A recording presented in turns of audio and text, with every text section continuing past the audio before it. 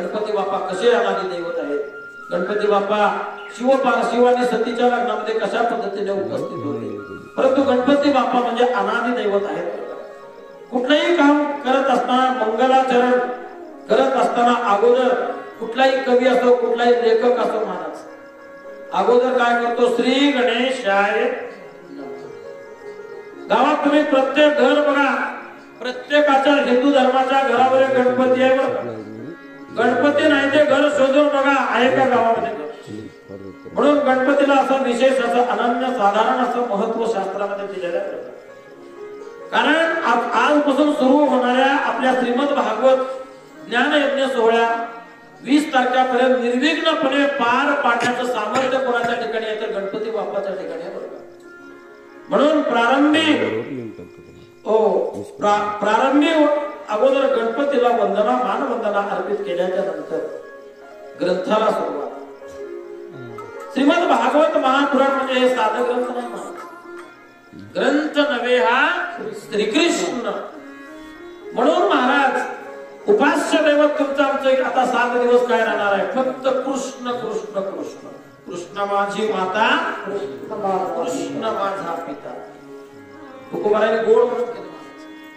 म्हणून कृष्ण माझी माता, कृष्ण माझा पिता.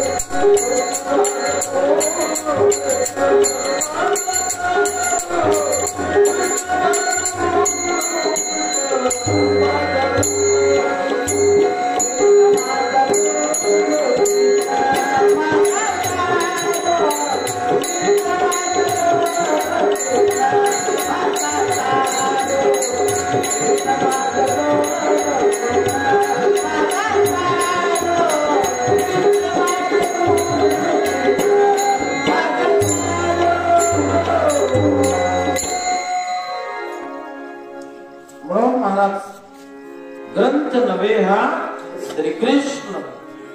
भगवान श्रीकृष्ण परमात्म्याचं या ठिकाणी याच्यामध्ये लीलेचं वर्णन श्रीमद भागवत महापुराणामध्ये आपल्याला आता 7 दिवस ऐकायचं आहे.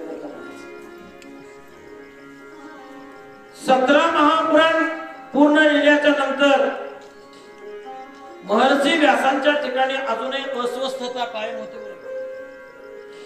किती पुराण लिहिले महाराज महर्षी व्यास? 18 पुराण लिहिले. 18 काय अडचण आहे? अच्छा, 18 पुराण लिहिणारे महाराज महर्षी व्यास 17 पुराण पूर्ण झाल्याच्या नंतर सुद्धा मनामध्ये अस्वस्थता होती. कारण भगवंताचं तोंड भरून कौतुक, भगवंताच्या लीलेचं वर्णन संपूर्ण वर्णन झालेलं नव्हतं बघा. म्हणून वर्णन आहे महाराज, नमोस्तुते व्यास विशाल बुद्धी येन त्वया. गोड वर्णन आहे महाराज. महर्षी व्यास म्हणजे विशाल बुद्धी असणारा महाराज. महर्षी व्यास सुद्धा एक भगवंताचा अवतार आहे, लक्षात ठेवा. व्यासांनी 18 पुराण केले बघा. आणि श्रीमद भागवत पुराण हे शेवटचं ग्रंथ आहे. त्याचं नाव आहे श्रीमद भागवत महापुराण. संपूर्ण या ग्रंथाचा विचार जर केला महाराज तर ओवी संख्या किती आहे या ग्रंथाची? 18,000 ओव्या आहेत महाराज. 18,000 ओव्या आहेत. 12 स्कंद आहेत आणि त्या 12 स्कंदामध्ये अध्याय किती आहे तो?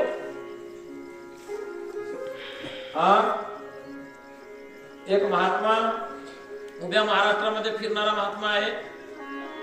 25,000 लोकांचा जनसमुदाय समोर बसून आहे. महाराष्ट्रात प्रख्यात कीर्तनकार म्हणून त्यांची ख्याती आहे.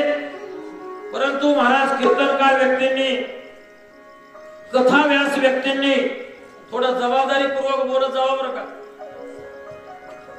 अहो, आज या व्यासपीठावर आम्ही बसतोय याचा अर्थ तुमचं कुठंतरी प्रेम आहे म्हणून या ठिकाणी या व्यासपीठावर हे व्यासपीठ आम्हाला मिळतंय महाराज. आणि ज्या अर्थी हे व्यासपीठ आम्हाला मिळतंय त्या अर्थानं व्यासपीठावर बसण्याचा अधिकार अगोदर पाहिजे. व्यासपीठावर बसण्याचा अधिकारी महात्मा पाहिजे महाराज. नुसता अधिकार लावणे उपयोग नाही. हो, त्याच्याकडे चांगलं वक्तृत्वाचं गुण त्याच्याकडे असलं पाहिजे. वक्ता कोणाला म्हणावं? हो, काही मर्यादा सांगितलेल्या आहे महाराज. अधिकारी पुरुष असला पाहिजे,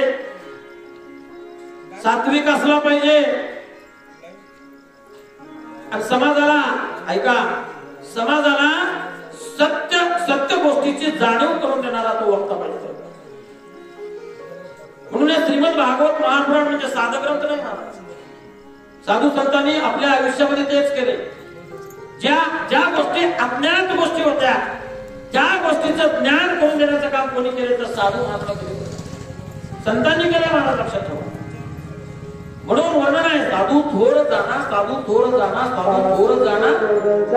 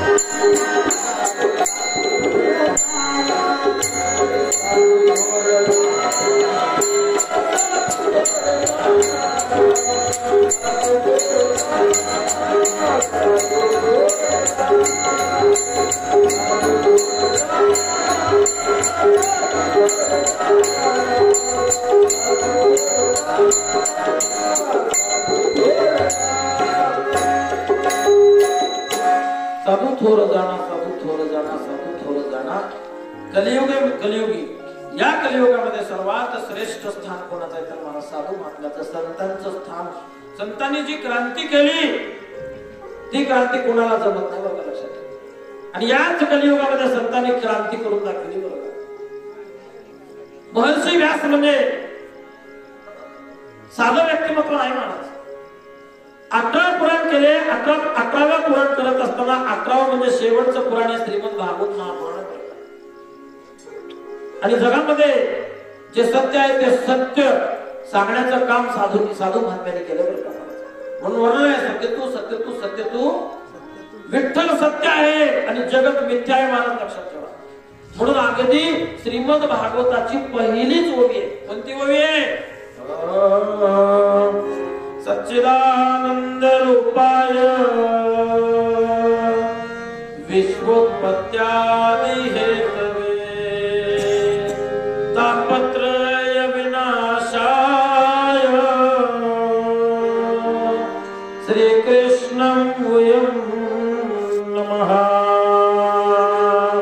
अगदी श्रीमद भागवत महापुराणाची पहिली ओवी, पहिली संस्कृत संहिता कोणती आहे? सच्चिदानंद रूपाय विश्वोत्पत्त्यादि हेतवे तापत्रय विनाशाय श्रीकृष्णं वयं नमः. ऐका महाराज, भगवंताचं नाम किती श्रेष्ठ. कलियुगामध्ये सगळ्याच्या सगळ्या साधनांना क्षयरोग जडलेला आहे महाराज.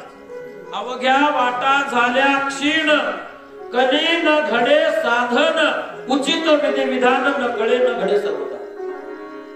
कलियुगामध्ये असे काही भगवंत प्राप्तीचे साधना सांगितलेले आहे, परंतु त्या साधनांना कलियुगामध्ये क्षयरोग जडलेला आहे महाराज. क्षयरोग. उदाहरणार्थ, कलियुगामध्ये आपल्याला ध्यान धारणा करता येत नाही. कलियुगामध्ये तुम्हाला आम्हाला यज्ञ करता येत नाही. कलियुगामध्ये तुम्हाला आम्हाला उचित विधी विधानानं पूजा सुद्धा भगवंताची करता येत नाही. सकाळ सकाळी घाई गडबडीनं आपण पूजा कसं करतो महाराज? होय, पंचपाळ एकीकडे, गंध एकीकडे. पूजा करत असताना देवाच्या मूर्तीलाही चांगलं गंध लावत नाही. असं काही लोक तर असं बोटानं उडीतात देवाच्या नाकाला, डोळ्याला. अरे एवढं जीवावर कशाला पूजा करायला लागला बाबा? आणि ह्याच्या कपाळाला लावून घेताना मात्र असं आरसा बघून असं नंबर 1 कोर काढून गंध लावून घेतात लोक बरोबर प्रमाणात. आणि देवाची पूजा करायला मात्र काय? कलियुग आहे, घोर कलियुग आहे. ऐशा कलियुगामुळे झाले सत्याचे वाटोळे. म्हणून वर्णन महाराज, विषयी गोंधळ गाजत असे, विषयी गोंधळ गाजत असे, विषयी गोंधळ.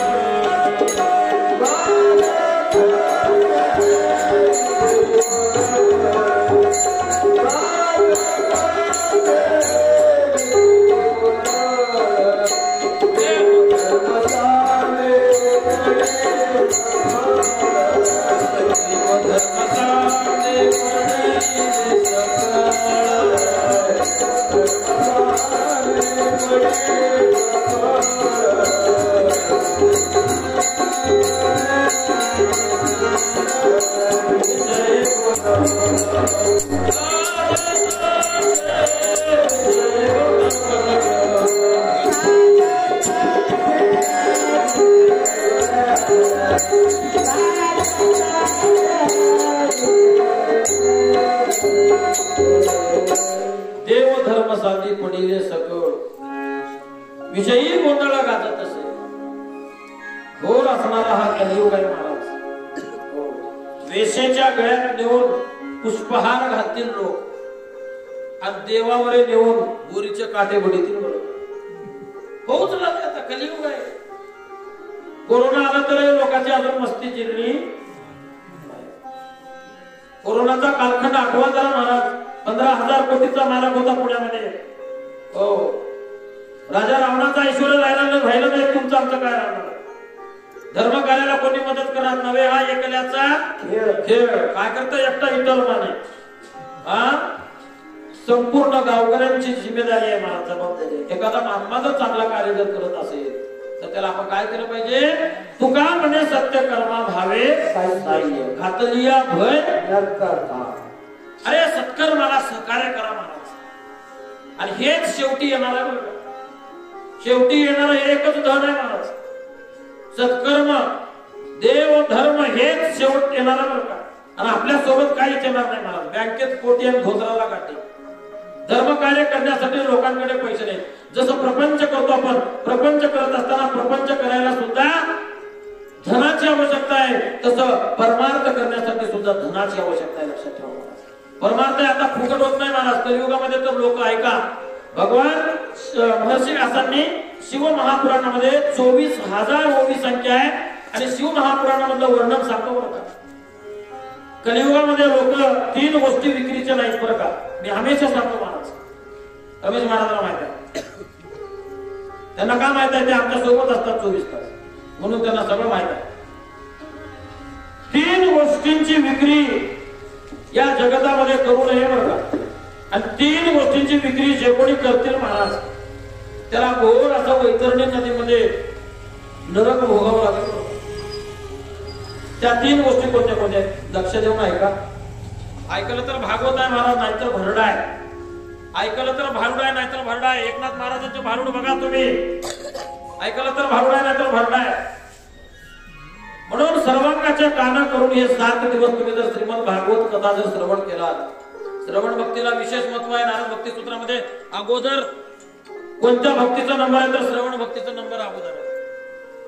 श्रवण भक्तीला विशेष असं महत्व दिलं बरं का. कारण परीक्षिती राजा 7 दिवस श्रवण केला होता बरं काही कथा. परीक्षिती राजा मुक्त झाला की नाही मला सांग. मग तुम्ही आम्ही मुक्त होणार नाही का? नक्कीच होऊ महाराज, परंतु भावना पाहिजे बरं का.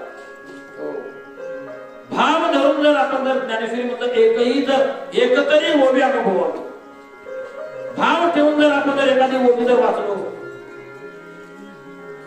तर महाराज जिथं भाव आहे, जिथं श्रद्धा आहे, हो तरच महत्व आहे महाराज. उगा श्रीमद भागवत महापुराण माने महाराजांनी लावले, होय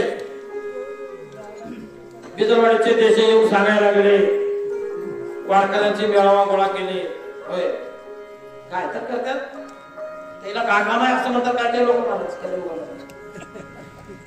परंतु विचार करा, हे श्रीमद भागवत महापुराण म्हणजे साधा ग्रंथ नाही, वेदरूपी कल्पवृक्षाला लागलेलं, वेदरूपी कल्पवृक्षाचं पिकलेलं फळ म्हणजे भागवत आहे महाराज. हो, वेदरूपी कल्पवृक्षाचं पिकलेलं फळ म्हणजे श्रीमद भागवत आहे. 3 गोष्टी या जगतामध्ये विकायच्या नाहीत बरं का, ध्यानात ठेवा. कोणत्या गोष्टी? पोटची बायलेक, पोटची कन्या विकून खायची वस्तू नाही, ध्यानात ठेवा. कलियुगामध्ये लोक सरास पोटच्या बायलेकीचं, आपल्या कन्येचं विक्री करू लागले बरं का. आता 1000 पुरुषामागे 800 स्त्रियांचं प्रमाण झालंय. काही समाजामध्ये तुमचं झालंय का लग्न? हा, लग्न होणारे भाग्यवान, ज्यांचे लग्न झालं नाही काही खरं नाही द्यायचं. कारण महाराज 1000 पुरुषामागे 800 स्त्रियांचं प्रमाण झालंय बरं का. काही समाजामध्ये तर मुली मिळायला तयार नाही. मग आता कलियुगामध्ये लोक काय करायला लागले, कन्याची विक्री करू लागले. 5 लाख दिलं तर माझी पोरगी देतो, नाही तर देणार. अरे गाढवांनो, कन्या ही विक्रीची वस्तू नाही महाराज, कन्या ही दानाची वस्तू आहे. सालंकृत कन्यादान पृथ्वी दाना समान. कन्या ही दानाची वस्तू आहे, परंतु कलियुगामध्ये लोक कन्याची विक्री करू लागले. गाय ही दानाची वस्तू आहे, गाय सुद्धा विक्री करू लागले कलियुगामध्ये महाराज लोक. आणि बघा बरं गाय कसं आणलं, विकू नका म्हणाले महाराज. गाय म्हणायला लागले मला विकू नका बाबा. हो, तुमच्याकडे 2 पेंड्या घालणं मारे तर दररोज 1च पेंडी घाला, पण विकू नका. माझं लालन पालन पोषण करा. गायीची सेवा महाराज म्हणजे साक्षात श्रीकृष्णाची सेवा करतात. म्हणून आपल्या हिंदू धर्मामध्ये गाय ही पवित्र आहे महाराज, लक्षात ठेवा. गोमाता अनेक या ठिकाणी आपल्याला गायीची, तुम्ही बघा MP UP मध्ये, मध्य प्रदेश, उत्तर प्रदेश मध्ये जर विचार जर केला महाराज, एकेका आश्रमामध्ये किती गायी आहेत, काय गायीची सेवा आहे तिकडे. उत्तर प्रदेश ही देवभूमी आहे, महाराष्ट्र ही संतांची भूमी आहे महाराज. म्हणून गाय ही विक्रीची वस्तू नाही. आणि तिसरा आहे भगवंताच्या कथेची विक्री करू लागले कलियुगामध्ये लोक. विठ्ठल महाराज, तुम्हाला अनुभव आला असेल, आमचे विठ्ठल महाराज माझ्याकडे येण्याच्या अगोदर अनेक महाराजाला संपर्क साधले. महाराज मला भागवत करायचं आहे. विठ्ठल महाराजला म्हणले कोणी ₹1,00,000 द्या, कोणी 70,000 द्या, कोणी 31,000 द्या, कोणी 50,000 द्या. कलियुगामध्ये कथेची विक्री करू लागले लोक. अरे भगवंताची कथा ही विक्रीची वस्तू आहे का महाराजाला ध्यानात घ्या. कथा आहे कथा. कथा म्हणजे काय महाराज हे कथा जीवनाची व्यथा घालवण्याचं सामर्थ्य या कथेमध्ये ध्यानात ठेवा. कथा दुःख हरी, कथा सुख करी, कथा दुःख हरी. कथा याची बरी विठोबाची. म्हणून हे साक्षात भगवंताची कथा आहे. भगवंताच्या कथेचं विक्री होऊ शकत नाही, परंतु लोक कलियुगामध्ये भगवंताची विक्री करू लागले. कारण काय भगवान सत्य आहेत महाराज, सत्य. म्हणून वर्णन आहे सच्चिदानंद रूपाय विश्वोत्पत्त्यादि हेतवे तापत्रय विनाशाय श्रीकृष्णं वयं नमः. अगदी पहिल्याच ओवीचा अर्थ सांगून पुढे सरसावतो. सच्चिदानंद म्हणजे काय हो महाराज? ज्याच्या ठिकाणी कधीही वृद्धापकाळ नाही, ज्याच्या ठिकाणी कधीही दुःख नाही, तो चिदानंद स्वरूप असणारा परमात्मा महाराज. हो, अद्वय अनंत. काय कोणतं प्रमाण आहे? नित्य निरामय. म्हणून महाराज तो परमात्मा कसा अद्वय अनंत आहे. आनंद त्याच्या ठिकाणी आहे, त्याच्या ठिकाणी दुःख नाही महाराज, लक्षात ठेवा. त्याच्या ठिकाणी वृद्धापकाळ नाही. आणि तो परमात्मा कसा आहे? सत्य आहे. सत्य सत्य तू सत्य तू सत्य तू किंवा सत्य साच खरे नाम विठोबाचे बरे. कोणतं नाम? श्री कृष्ण गोविंद हरे मुरारे हे नाथ नारायण वासुदेव.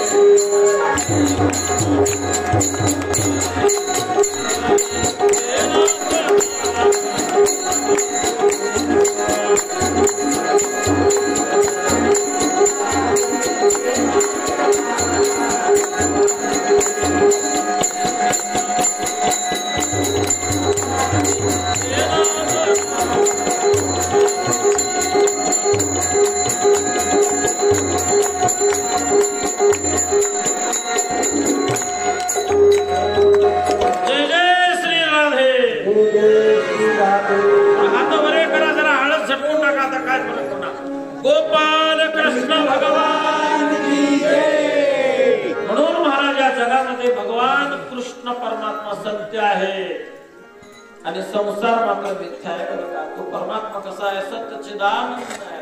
सच्चिदानंद रूपाय विश्वोत्पत्त्यादि हेतवे. या सृष्टीचा विचार जर केला तुम्ही, आम्ही या सृष्टीचं उत्पत्ती स्थिती आणि लय ज्याच्या हातामध्ये, त्याला म्हणायचं श्रीकृष्ण. सृष्टीची उत्पत्ती कोणापासून झाली? ऐका, भगवान विष्णूच्या चरण कमलापासून गंगा निर्माण झाली महाराज. आणि त्या गंगेचे 2 धारा निर्माण झाल्या. आला बघा गंगा, बरोबर नाही? गंगे चैव यमुने चैव गोदावरी नर्मदे गंगे चैव यमुने चैव गोदावरी नर्मदे कावेरी सिंधू जलेस्मी सन्निधी कुरु. म्हणून त्या भगवंताच्या चरण कमलापासून गंगा निर्माण झाली. त्या गंगेच्या पुढे 2 धारा झाल्या. एका धारेपासून तिचं नाव पडलं, त्या गंगेचं नाव पडलं एका जानवी तीर्थ, किंवा त्याला भगीरथ तीर्थ. काशीमध्ये त्याला गंगा नाव आहे, भगीरथ आहे, जानवी नाव तिचंच आहे त्या गंगेचं. आणि दुसरं जे धार निघालं ते श्रीमद भागवत रूपी गंगा आहे बरं का, लक्षात ठेवा. आणि दुसरं जे धार निघालं ते श्रीमद भागवत रूपी धार निघालं. आणि त्याच श्रीमद भागवत रूपी गंगेमध्ये तुम्ही आम्ही येणाऱ्या 7 दिवसामध्ये तुम्ही आम्ही स्नान करणार आहोत. ज्यात उगत आहे महाराज, भाग्य व्हावं लागतं बरं का. अनेक जण आहेत वडिलांची पुण्यतिथी करणारे महाराज. हो,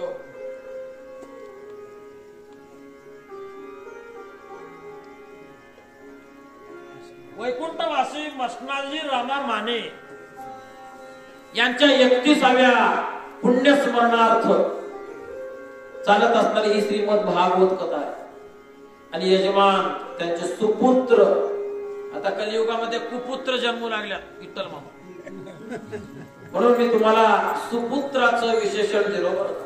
कुळी कन्या पुत्र होती जे साथी, कुळी कन्या पुत्र होती जे साथी. बोला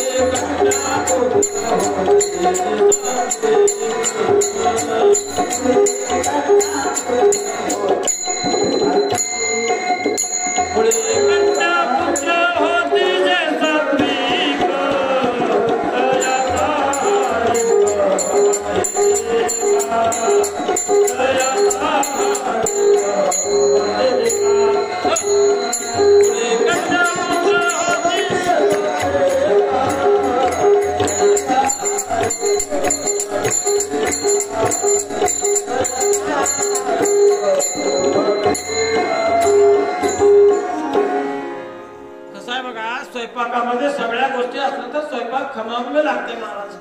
मीठ पाहिजे, मिरचू पाहिजे, मसाला पाहिजे, तर स्वयंपाक चांगला लागते. तसं हे परमार्थ आहे. लावणी मृदंग श्रुती टाळ घोष सेवू ब्रह्मरस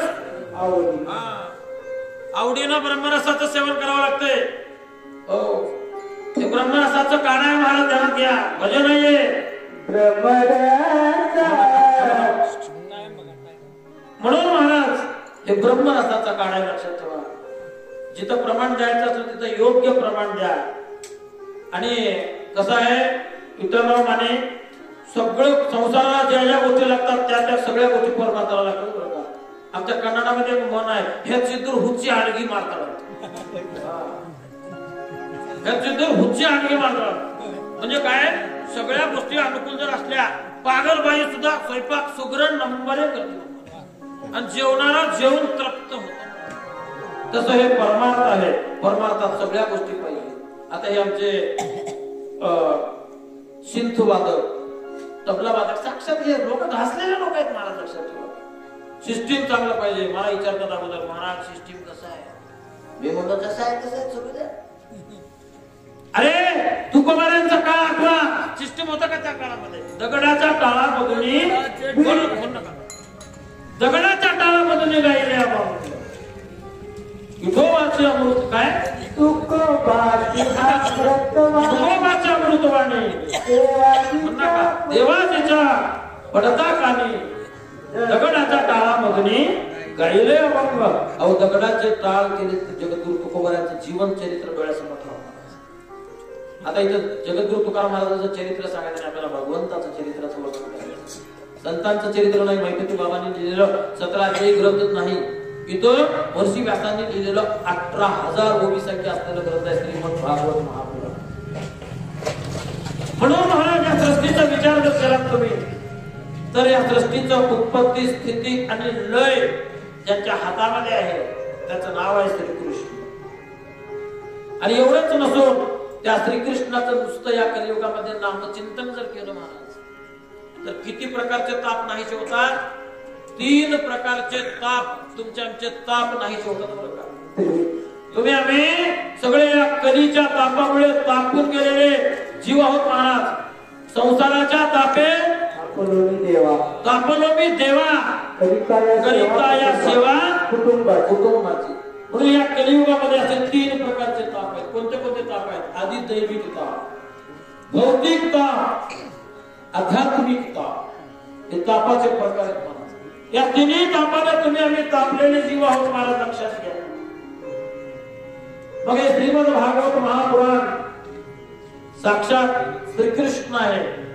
आणि या कलियुगामध्ये ऐका, जेव्हा श्रीकृष्ण परमात्मा देह ठेवण्याचा जेव्हा प्रसंग आला, तेव्हा उद्धवाने एक प्रश्न श्रीकृष्ण परमात्म्याला विचारलेला आहे महाराज.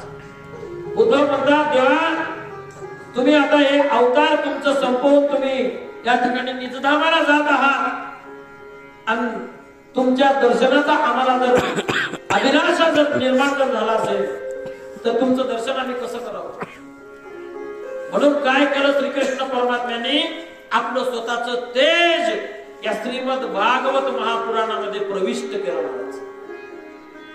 म्हणून हे श्रीमद भागवत महापुराण म्हणजे साक्षात एक ग्रंथ माझ्या डोळ्यासमोर जे आहेत महाराज, एक ग्रंथ म्हणजे साक्षात कृष्ण आहे, लक्षात ठेवा. नास्तिक लोकांना काय करणार आहे? A person who does not believe in the existence of God, that is called atheist. जे लोक नास्तिक आहेत, नास्तिकांना काय करणार आहे महाराज? परमात्मा परमात्मा कुठं नाही ते सांगा. God is an omnipresent, it is an omnipotent. जळी स्थळी काष्टी विठ्ठल, जळी स्थळी हरला, इथं ठाव नाही बोलला. तो परमात्मा कुठं नाही महाराज मला सांगा. चराचरामध्ये भरून उठणारा तो परमात्मा. म्हणून त्या परमात्म्याचं नुसतं नामचिंतन जर घेतलं या कलियुगामध्ये तर 3 प्रकारचे ताप नाहीसे होतात. एवढं सामर्थ्य या श्रीमद भागवत महापुराणात. मग या श्रीमद भागवत महापुराणाची सुरुवात कशी झाली महाराज? यम प्रवजंत मनुपेत पेत कृत्यम द्वैपायनो विरकातर अजुहाव पुत्रेति तन्नतया तरो विनेदो स्त सर्वभूत हृदय मुनिमान होतोस. महर्षी व्यासांना सुद्धा त्या ठिकाणी अनेक दिवस त्यांच्या लग्नाला झाले होते महाराज, परंतु ते निपुत्रिक होते. निपुत्रिक असल्या कारणानं गृहस्थ आश्रमामध्ये पुत्ररत्न किंवा कन्यारत्न जर असेल तर त्या गृहस्थ आश्रमाला महत्व आहे. नाही तर त्या गृहस्थ आश्रमाला काय किंमत? काही लोक निपुत्रिकाच्या घरचं अन्न खात नाहीत. काही लोक निपुत्रिकाचं तोंड बघत नाहीत. वाण आहे वाण म्हणतात लोक. वांजोट्याच्या घरचं पाणी सुद्धा काही लोक पित नाहीत बरं का, लक्षात ठेवा. तसं महर्षी व्यास सुद्धा त्या ठिकाणी महाराज निपुत्रिकच होते. अनेक वर्षानंतर त्यांना एक मुलगा जन्माला आला आणि त्याचं नाव आहे शुकाचार्य. शुकाचार्य आईच्या गर्भामध्ये किती वर्ष होते? 12 वर्ष. ब्राह्मणाचे पोरे एका म्हणा म्हणतो ब्राह्मणाचे पोरे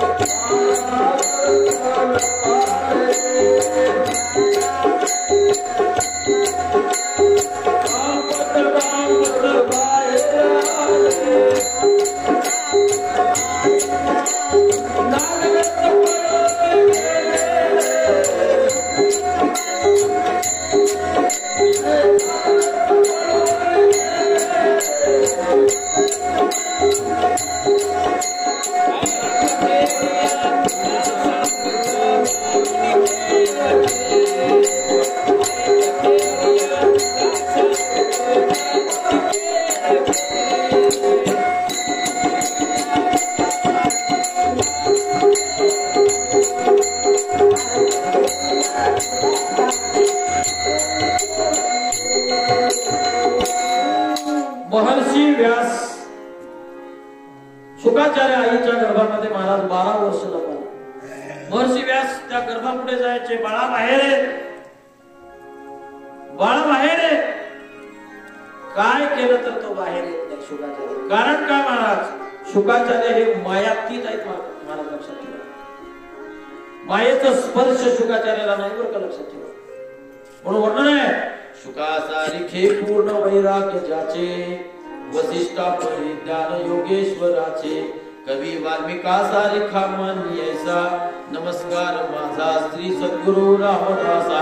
जय जय रघुवीर समर्थ. शुकाचार्य म्हणजे वैराग्य, वैराग्य होतं त्यांच्या ठिकाणी. विरक्त असणारे असे महात्मे होते शुकाचार्य. बापाने अनेक विनवणी केली गर्भासमोर जाऊन, बाळा बाहेर आहे, बाहेर येणार नाही. काय काम आहे माझं बाहेर? बाहेर आल्याच्या नंतर ते मायेचा स्पर्श होईल मला, बाहेर येऊन काय करू? काय केलं तर बाहेर येत नाही. मग एक दिवस महर्षी व्यासांनी काय केले, जो ज्याची राजधानी महाराज द्वारका आहे, त्या द्वारकेचा गोपाळ कृष्ण परमात्म्याला त्या ठिकाणी त्यांनी बोलून घेतले. आणि कृष्ण परमात्मा येऊन त्या गर्भाच्या समोर उभे राहिले. आणि कृष्ण परमात्मा त्या गर्भातल्या शिशूला बोलायला लागले, महाराज बाळा, मी द्वारकेचा राजा, अखिल कोट ब्रह्मांडाचा नायक असणारा तो मी परमात्मा आहे. माझ्यापासून या सृष्टीची उत्पत्ती, स्थिती आणि लय माझ्यापासून आहे. आणि मी तो देवकी पुत्र श्रीकृष्ण बोलायला, बाळा बाहेर आहे. तरी सुद्धा बाहेर आहे ना महाराज शुकाचार्य. पोटातूनच, आईच्या गर्भातूनच त्या ठिकाणी कृष्ण परमात्म्याचं वचन घेतलं. येतो, पण एक अट आहे. काय अट आहे? बाहेर आल्याच्या नंतर तुझ्या मायेनं नटलेलं जे विश्व आहे, त्या सृष्टीमधल्या मायेचा स्पर्श मला होता कामा नाही. तर मी येतो, नाही गेलं तर येत नाही, इथंच बरं आहे. जेव्हा कृष्ण परमात्म्याने सांगितलं, बाबा रे, तुला बाहेरच्या कुठल्याच मायेचा स्पर्श होणार नाही, तू बाहेर ये, असं म्हणल्याबरोबर तो शुकाचार्य कसा आले महाराज बाहेर? कापत कापत बाहेर आले. या संसाराला कापत होते महाराज महात्मे, या मायेला कापत होते. माया कसा आहे ही माया? माया का अंधकार निराला, बाहर उजला भीतर काला, रहन नाम निशान वो बंदे, मत कर तू अभिमान, मत कर तू अभिमान रे बंदे, झूठी तेरी शान रे, मत कर तू अभिमान. ही माया आहे महाराज, लक्षात ठेवा. ही माया कसल्या महात्म्याला सोडलं नाही महाराज. हो, संपूर्ण शिवलेला अमृत ग्रंथाचं पारायण करणारे महिला मंडळ आहेत. तुम्हाला माहित आहे भगवान शंकराला सुद्धा कामानं पछाडलेला आहे, ध्यानात ठेवा. म्हणून ही माया खूप दुस्तर आहे महाराज. आणि शुकाचार्य कसे बाहेर आले? कापत कापत बाहेर आले आणि नागवेची पळून गेले. 12 वर्षाचे होते महाराज. निवस्त्र अरण्याकडे धाव घेतलं आणि अरण्याकडे धाव घेतल्याच्या नंतर महाराज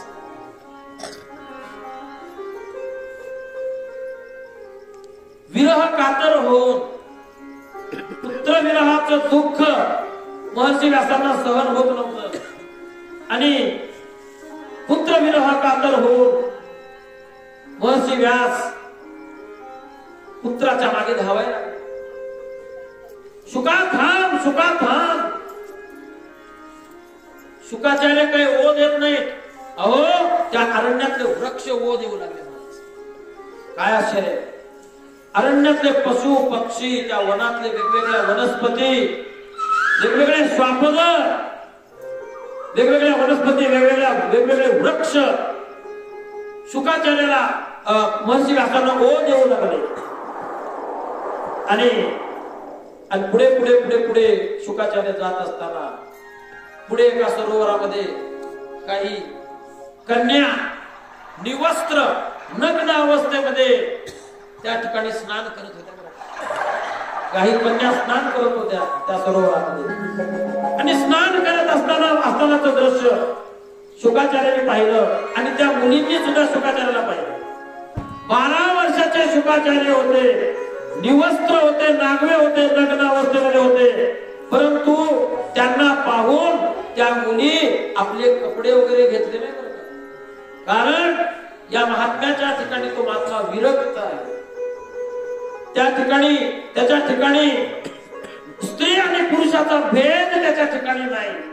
म्हणून त्या मुलींनी आपले कपडे वगैरे काही घेतले नाही. शुकाचार्यांना दुरून नमस्कार केला. कसं केले? श्री संताची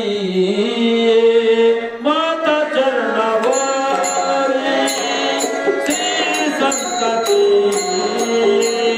माता चरणावर बोला.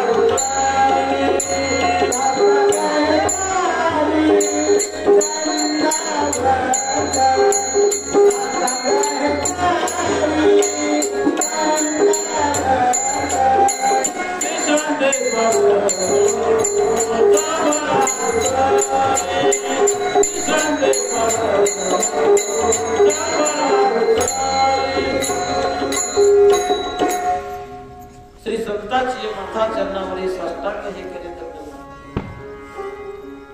मग शुकाचार्य पुढे निघून गेल्याच्या नंतर मागून महर्षी व्यास येऊ लागले. आणि व्यास आल्याच्या नंतर मात्र महाराज त्या मुली ऐका, महर्षी व्यासांचे केस पांढरे झालेले होते.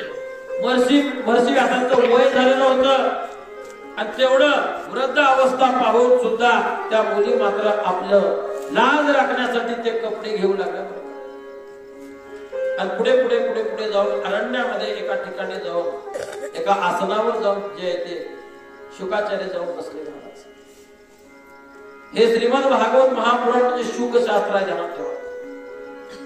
हे शास्त्र आहे महाराज, शुकशास्त्र आहे. आणि एखादं पेरूचं झाड आहे महाराज. शुक म्हणजे पोपट, बरं का. पोपट आणि पोपटाच्या मुखाचा संबंध आलेला आहे. पोपटाच्या मुखाचा संबंध आलेला आहे महाराज. शुक म्हणजे पोपट. एखादं पेरूचं झाड आहे खुदमापूर मध्ये आणि त्या झाडाला सुंदर असे पेरू लागलेले आहे. पेरू, पेरू म्हणजे जाम, गोड गोड पेरू आहेत. आणि पेरू पक्व दशेला प्राप्त झाले, पिकलेले आहेत ते पेरू. आणि ते पिकलेल्या झाडालाच आहेत पेरू. आणि पेरू पिकल्याच्या नंतर पोपटाला आमंत्रण द्यायची गरज आहे. पोपटाला आमंत्रण द्यायची गरज नाही. पोपट येऊन आपल्या मुखाचा स्पर्श त्या पेरूला केल्याच्या नंतर त्या पेरू मध्ये जसं गोडवा निर्माण होतो तसं या शुक रूपी मुखाचा स्पर्श श्रीमद भागवतला झाल्या कारणानं हे श्रीमद भागवत म्हणजे रसमालय म्हटलेलं आहे.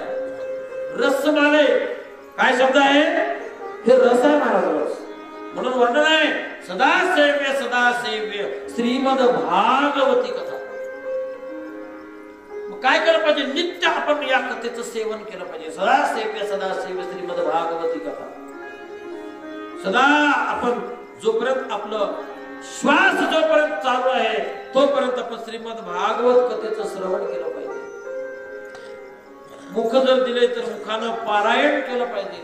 भागवत संहिता वाचलं पाहिजे, कथासार वाचलं पाहिजे. आणि भागवत हे रस आहे म्हणून लक्षात ठेवा. म्हणून या शुकाचार्याचं शुक मुख लागल्या कारणानं हे भागवत अगदी अमृतमय झालेलं आहे. बरं का? अमृताहुनी गोड नाम तुझे देवा.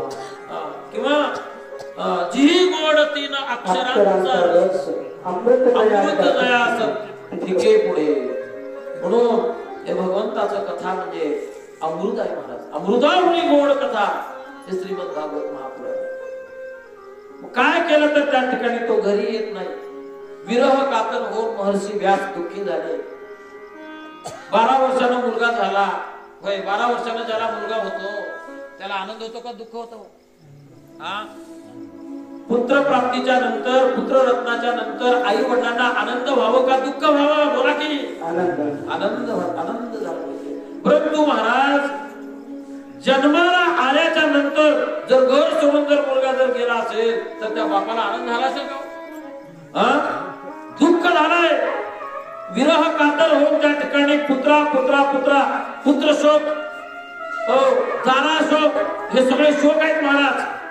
पुत्र शोक, दारा शोक, सप्तपाश आहेत. हे सप्तपाश 7 पाशातून निवृत्त जो महात्मा होतो त्याचं नाव आहे निवृत्ती. उगा काही लोक आवडीनं मायबापा नाव ठेवतात निवृत्ती.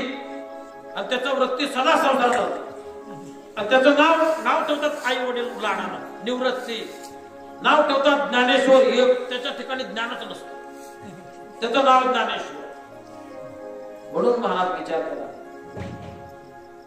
महर्षी व्यासांना दुःख झालं आणि दुःख झाल्याच्या नंतर शेवटी अरण्यात गेले. अरण्यात जाऊन पुत्राचं समजूत काढायला गेले. काय केलं तर तो पुत्र ऐकला. बाबा मी घरी येणार नाही, अरण्यवास सेवन करणार, इथंच राहणार, घरी येऊन काय करू? मग शेवटी महाराज महर्षी व्यासांनी जे अस्वस्थ होऊन जे लिहिलेलं जे 18,000 श्लोकाचं जे हे श्रीमद भागवत महापुराण जे ग्रंथ आहे, हे ग्रंथ हे शुकशास्त्र आपल्या मुलाला शिकवलं.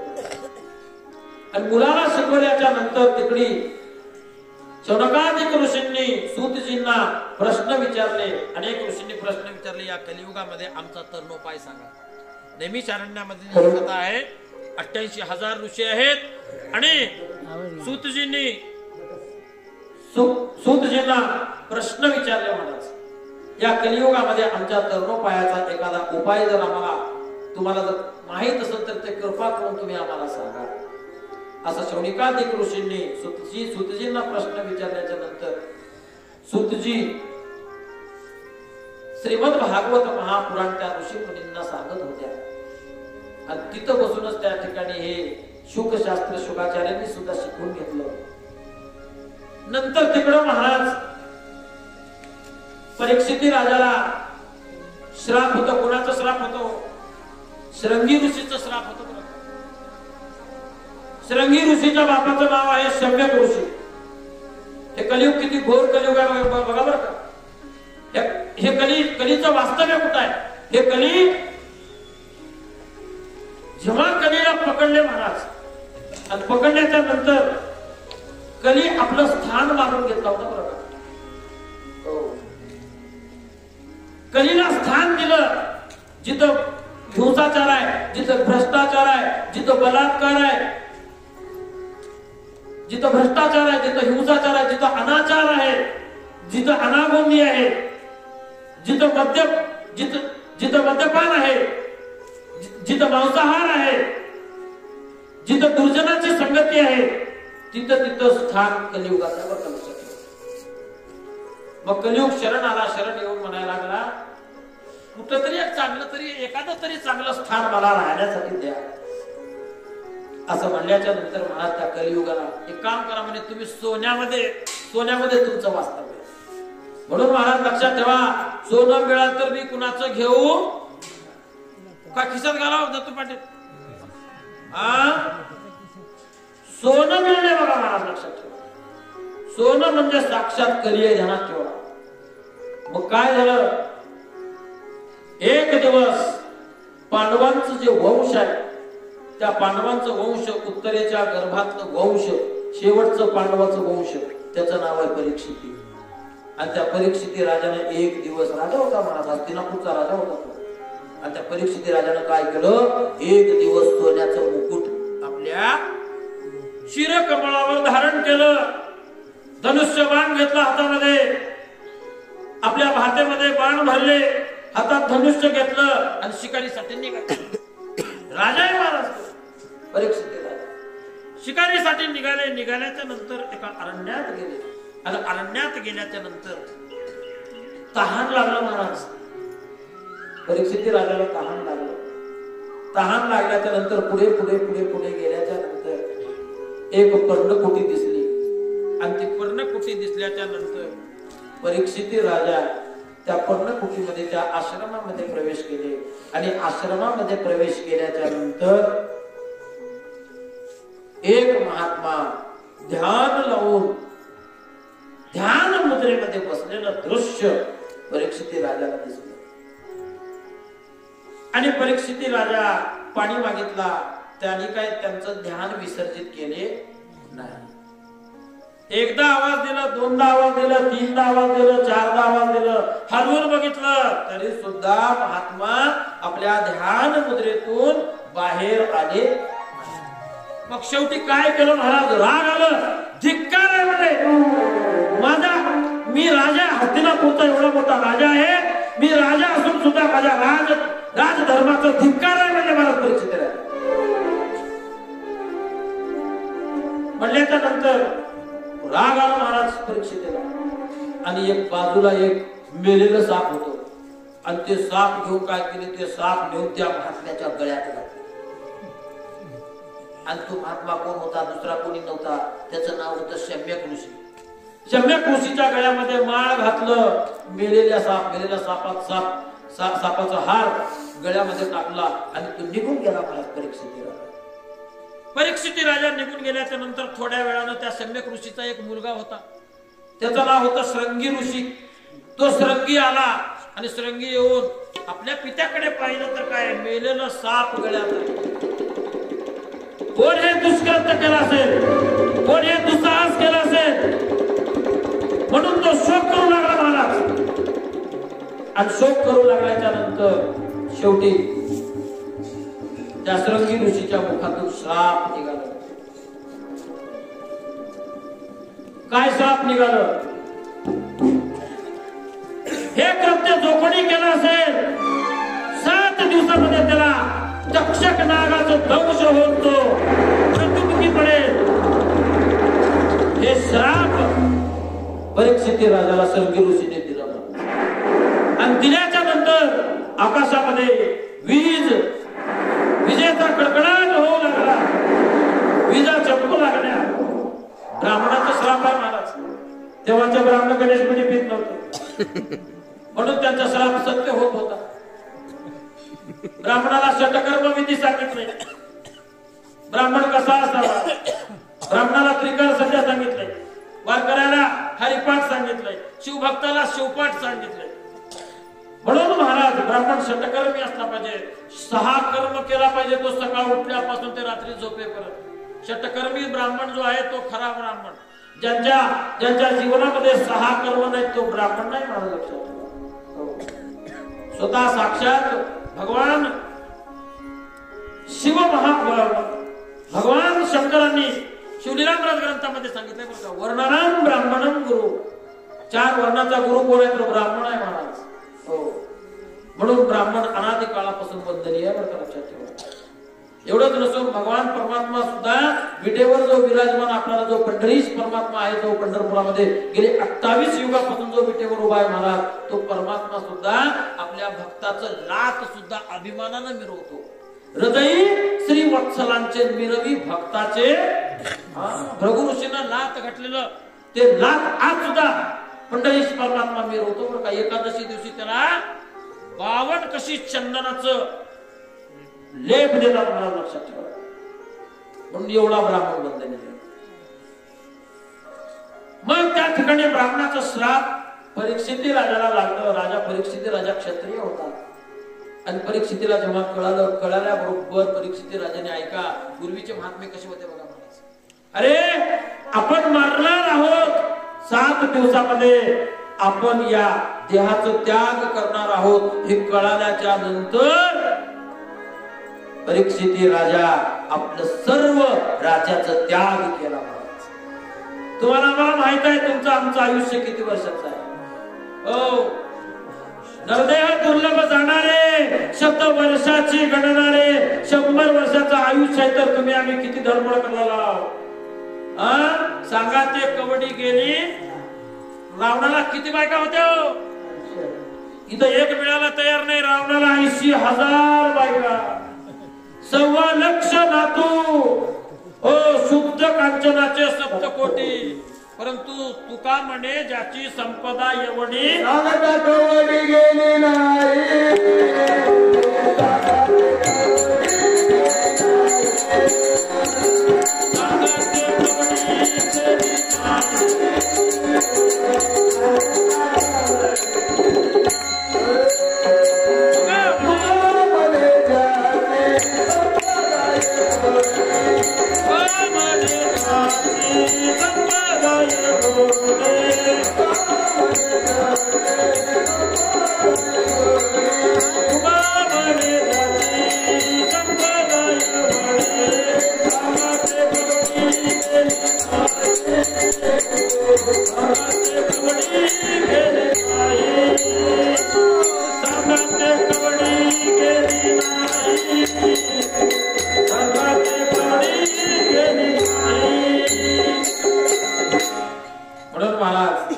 काहीच बरे घेऊन जाता येत नाही बरं का, लक्षात ठेवा. म्हणून सगळं इथंच राहणार आहे बरं का. पेटवणाऱ्याची गर्दी होईल, बायको दारापर्यंत, मित्र स्मशानापर्यंत पेटवणाऱ्याची गर्दी होईल आणि पेटावं लागते ते स्मशान भूमीमध्ये एकट्यालाच बरं का. म्हणून महाराज लागा परमार्थाला लागा. घोर असं कलियुग आहे आणि कलियुगामध्ये तुमचं आमचं तरुणोपाय व्हावं असं जर वाटत असेल तर साधू संतांची संगती करा बघा. त्याच्याशिवाय तरुणोपाय नाही महाराज. साधूची संगती जर केलो तरच आपला तरुणोपाय आहे. साधूच्या संगतीमध्ये गेल्याच्या नंतर आपल्याला भगवंताचं नामचिंतन, भगवंताच्या नामाचा टाहू फोडायला मिळतो. आणि कलियुगामध्ये तेच साधन आहे. गाये नाचे वाहे टाळी साधन कळे उत्तम आहे. काय जाणो तरले तरलो किती, नाव ऐती या पैसा. हे भगवंताचं नामरूपी नाव, या नावेमध्ये बसून जर प्रवास जर केलो तर तुमचा आमचा प्रवास सुखकर होईल. नाही गेलं तर काहीच नाही. संसार मिथ्या आहे, लक्षात ठेवा. दुःख बांधवणी आहे हा संसार. मग परीक्षिती राजाला आपला मृत्यू कळाल्याच्या नंतर सगळं राजविलासाचा, सगळं भोगविलासाचा त्याग केला. राज्य सोडलं, पत्नी सोडलं, सगळं घरदार सोडलं महाराज आणि निघाले. आणि निघाल्याच्या नंतर गंगेच्या तीरावरती आले. आणि गंगेच्या तीरावरती येऊन तिथं आणि सूतजी बसून अनेक ऋषींना त्या ठिकाणी शुकशास्त्र हे श्रीमद भागवत महापुराण सांगत होते. हे दृश्य पाहिलं आणि हे दृश्य पाहून 7 दिवसात आपण कसं मरणार आहोत हे माहीत झालं. आणि माहीत झाल्याच्या नंतर जाता जाता साधूची संगती तर करावं, थोडं क्षण पाहायला. म्हणून परीक्षिती राजा त्या साधूंच्या संगतीमध्ये त्या ठिकाणी येऊन बसले महाराज. आणि वरे सूतजी आहेत, सूतजी म्हणजे साक्षात शुकाचार्य, शुकशास्त्र शिकवत होते. आणि तिथं येऊन बसले आणि परीक्षितीची भेट झाली. श्री संताची माथा चरणावरी साष्टांग हे करी दंडवत. साधूची भेट झाल्याच्या नंतर पाप ताप दैन्य हे सगळं उठाउटी निघून जाते बरं का, लक्षात ठेवा. म्हणून एवढं ताकद त्या साधूच्या ठिकाणी. म्हणून शुकाचार्याला हे शुकशास्त्र सांगितलं. शुकाचार्यांनी परीक्षिती राजाला हे शुकशास्त्र सांगितलं. किती दिवस सांगितलं? 7 दिवस सांगितलं. आणि हे शुकशास्त्र सांगत असताना ऐका, ह्या मृत्यू लोकामध्ये हे देह मिळणं थोडं सोपं नाही बरं का. हे देह तुम्हाला आम्हाला मिळाले हे अनेक पूर्वजन्माचं तुमचं आमचं पुण्य आहे महाराज, लक्षात ठेवा. आता मागुता येईल फेरा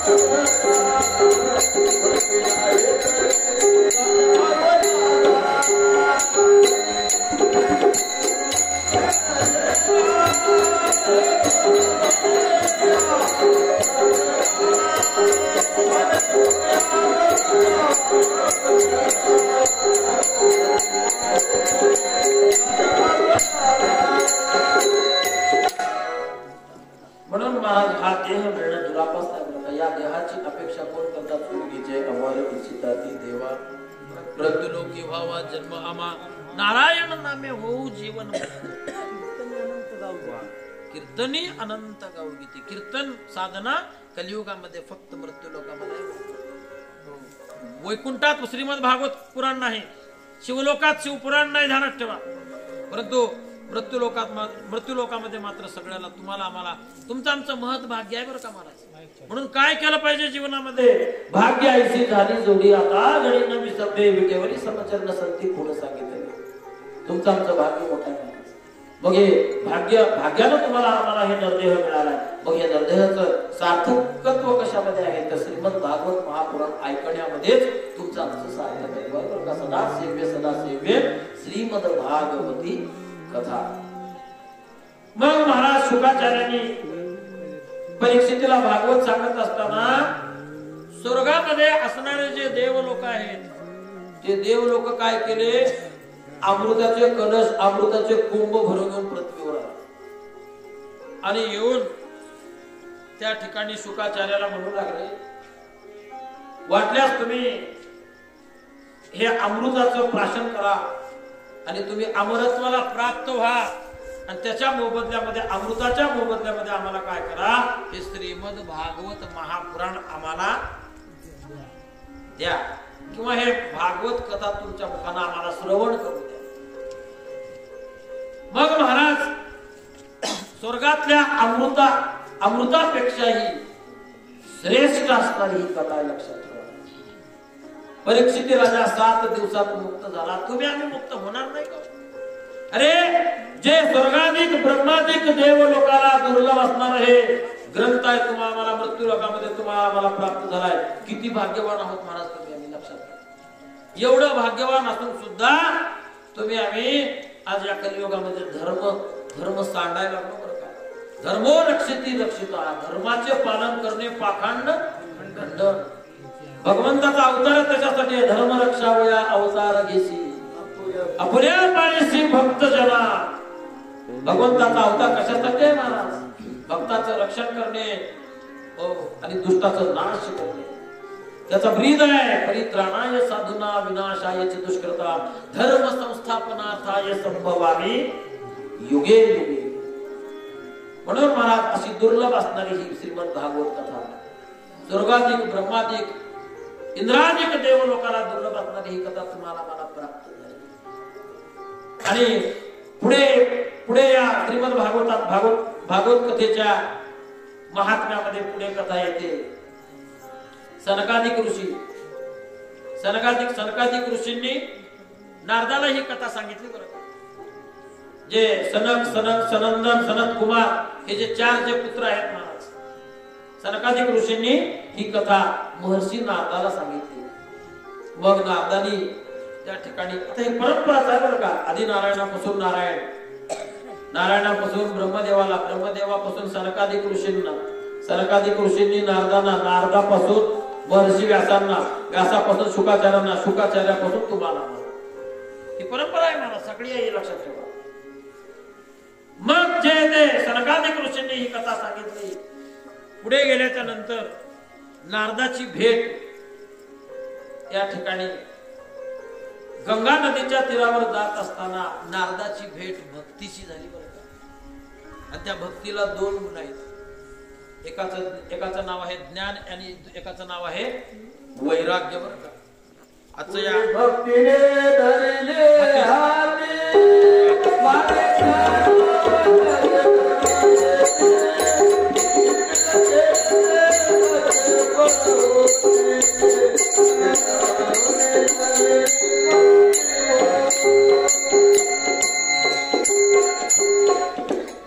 आजचा हा पहिला दिवस आहे. एक तर थंडी असा कडाक्याचा पडलेला आहे, त्याचबरोबर थोडा सिस्टीमचा थोडा बहुत परिणाम तुमच्या आमच्यावरती झालाय. कारण का ते वाक सोडून गेलेलं आहे. आणि कसं आहे बघा, कथा प्रवक्ता कथा व्यास फक्त काय करत असतो? कथा वाचन करू शकतो. कथा तुम्ही सांगाव, गायले तुम्हीच कराव, म्हणजे थोडं बहुत लोड होतं बरोबर. म्हणून त्याच्यासाठी थोडं उद्यापासून थोडं सिस्टम चेंज करू. ही महात्म्याची कथा आहे. कुठलाही ग्रंथ कुठलंही महापुराण उगाच पारायण करायचं नाही, उगाच ही कथा ऐकायचं म्हणून ऐकायचं नाही. मला त्याचं महात्म्य कळायला पाहिजे बरोबर. आज तुम्हाला थोडस महात्म्याच्या कथेमध्ये प्रवेश करू. उद्याला मात्र उद्याच्या सत्रामध्ये या ठिकाणी आपण पूर्ण महात्म्याची कथा उद्याला पूर्ण संपून टाकू. कोणती कथा आहे? भक्तीचं उद्धार, त्याचबरोबर ज्ञान वैराग्याचं उद्धार, त्याच्यानंतर तुंगभद्रा नदीच्या तीरावर असणारा जो आत्मदेव नावाचा ब्राह्मण आहे त्या ब्राह्मणाचा उद्धार, आणि त्याचबरोबर पांडवांचं त्या ठिकाणी स्वर्गारोहण. आणि असे असणारी ही श्रीमद भागवत कथेचं महात्म्याची कथा उद्याच्या सत्रामध्ये आपण पूर्ण करू. कारण का आता 10 वाजले आहेत. बरेच लोक अजून याच्यामध्ये कुणाचं जेवण सुद्धा झालेलं नाही. रेड्डी साहेब तर माझ्यासोबत तसंच निघून आले.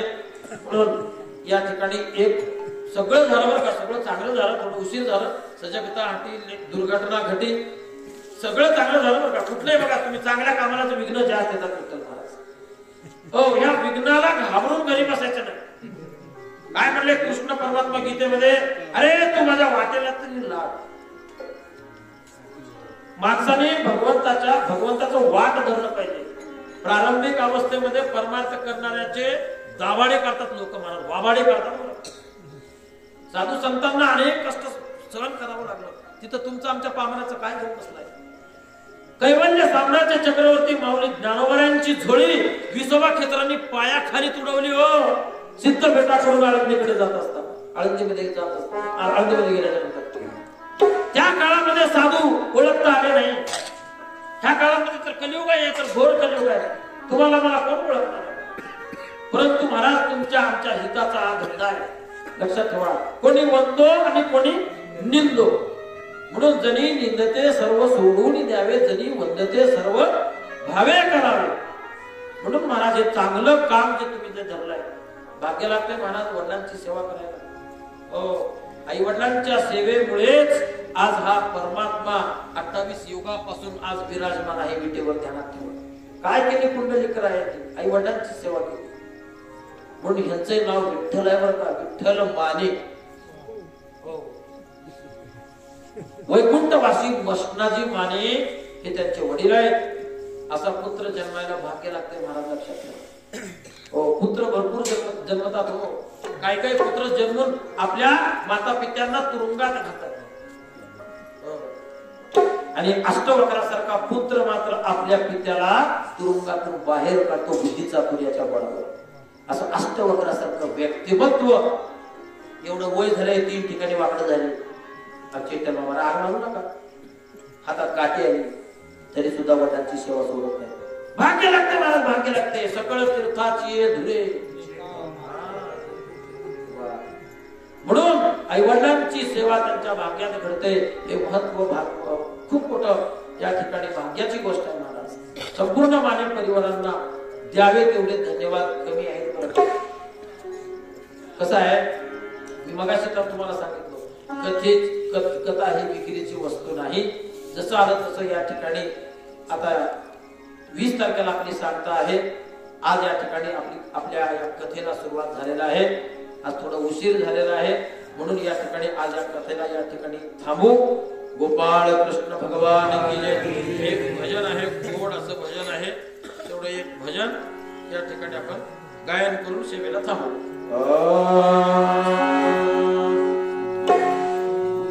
जय जय राधा रमण हरि बोल, जय जय राधा रमण हरि बोल. जय जय राधा रमण हरि बोल, जय राधा रमण हरि बोल.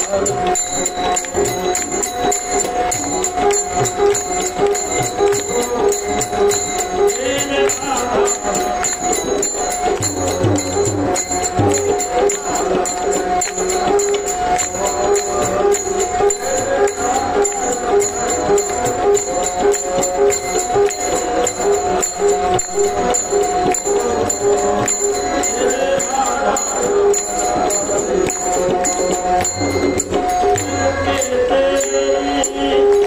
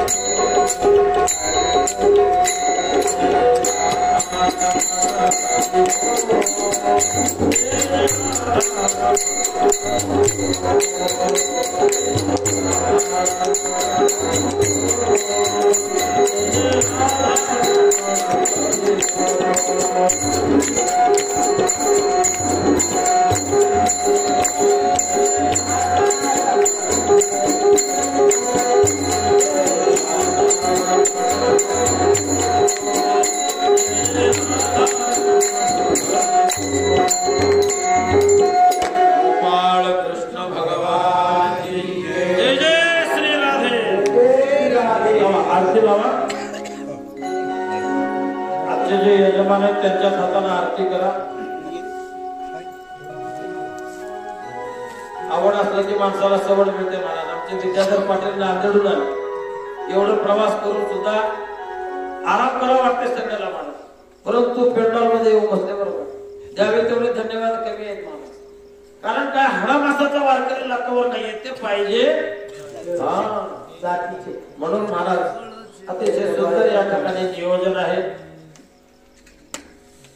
आज खूप वेळ झाला त्याला चालू करायला, म्हणून त्या ठिकाणी थोडं लवकरात लवकर हे सत्र संपवू आणि उद्याला मात्र या ठिकाणी करेक्ट 7 वाजता म्हणजे करेक्ट 7 वाजता या ठिकाणी सेवेला सुरुवात.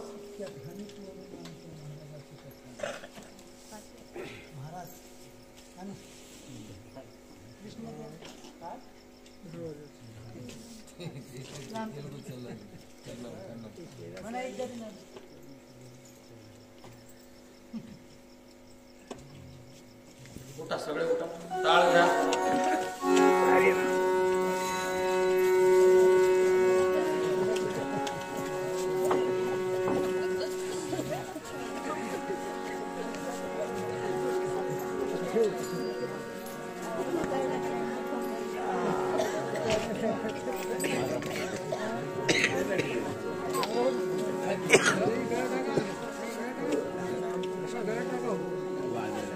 शिखरदार चढ़ाओ अच्छा गदमुख को